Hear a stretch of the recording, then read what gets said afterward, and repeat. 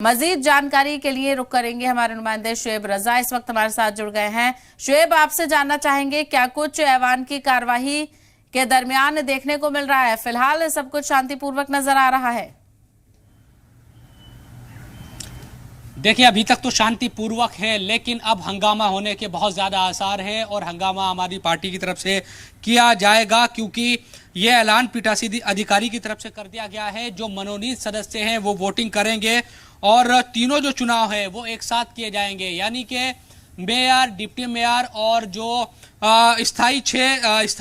समिति के सदस्य हैं स्टैंडिंग कमेटी के, वो किए जाएंगे। तो हंगामा यकीनन, क्योंकि मनोनीत सदस्यों को लेकर पहले से ही इख्तलाफात बहुत ज़्यादा है और ये ऐलान जब से किया गया है हमारी पार्टी के दिल की धड़कनें यकीनन बढ़ जाएगी, क्योंकि जो मनोनीत सदस्य हैं बार बार हमारी पार्टी इस बात को कह रही थी कि उनको वोट डालने का हक हासिल नहीं होता। ऐसे में अब यकीनन अगर ये पीठासीन अधिकारी की तरफ से कहा गया है तो फिर हंगामा होने के बहुत ज़्यादा जो आसार है वो बढ़ गए हैं, क्योंकि इससे हमारी पार्टी को यह लगेगा कि शायद जो स्टैंडिंग कमेटी के सदस्य हैं उसका जो चुनाव है उसमें बहुत दिक्कत आ सकती है और बीजेपी के भी सदस्य चुने जा सकते हैं। और अब क्योंकि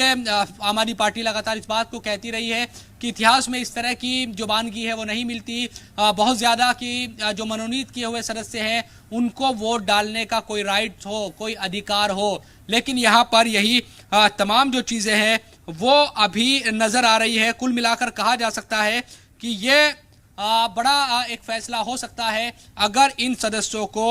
यकीनन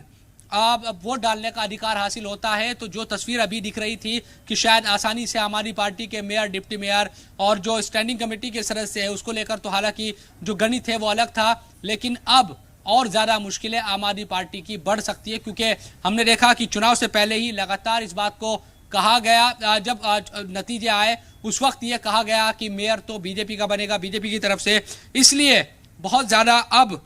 दिक्कत बढ़ सकती है। और जो अभी जानकारी है उसमें यही नज़र आ रहा है कि जो एल्डरमैन है वो तय कर दिया, कोर्ट द्वारा तय किया गया कि मेयर, डिप्टी मेयर और स्टैंडिंग कमेटी के लिए एल्डरमैन वोट करेंगे। तो इस पर हंगामा होगा। आम आदमी पार्टी यकीनन इस पर एतराज़ दर्ज कराएगी, क्योंकि पहले से ही वो ये कहती रही है कि मनोनीत किए हुए सदस्यों को वोट डालने का अधिकार ना दिया जाए। आपको याद होगा जब शुरुआत में बैठक हुई थी उस वक्त पहले शपथ दिलाने को लेकर हंगामा इतना हो गया था कि पहली बार की जो मीटिंग थी, जो सदन चला था, वो